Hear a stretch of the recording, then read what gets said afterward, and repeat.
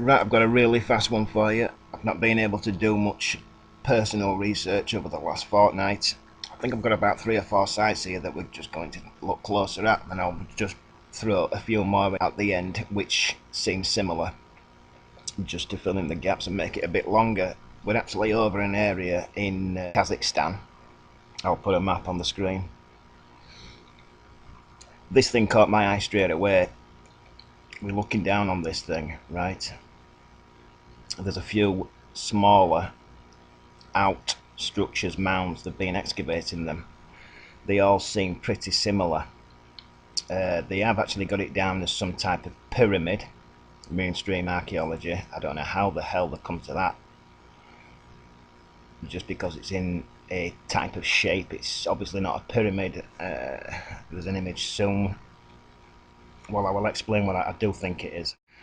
This image, the pyramid in the top left hand corner, the reason why that's there is because they say that this site in Kazakhstan is older than even the pyramids in Egypt, which they have labelled the oldest in the world.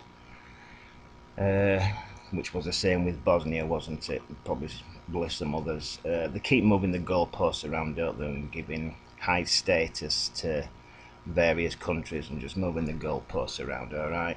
And it's just garbage. They were all taken out at the same time. At least in the last destruction, anyway.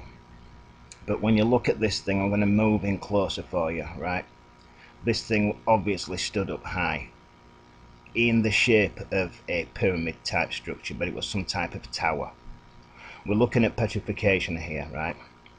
The rock that you see was not built with plates of rock, really unstable, to just collapse down on itself. It's petrification, imprint, solidification, that's what you're looking at. The square, the cross that runs through the centre of it almost. There will be many out there that think that, oh, they've just left that there to be walking up and down. They haven't. Because the main proof to what we are looking at here, when just looking at pictures like this, you've got to just figure it out in your heads, haven't you? It's logic. Especially when most people believe that many of these sites were just built with cut rock from some quarry site somewhere. So let's just think about that for a second. When you're looking at this picture here, you can see how thin these slabs are, because I'm saying it's now solidified concrete. It's either turned into sandstone or limestone.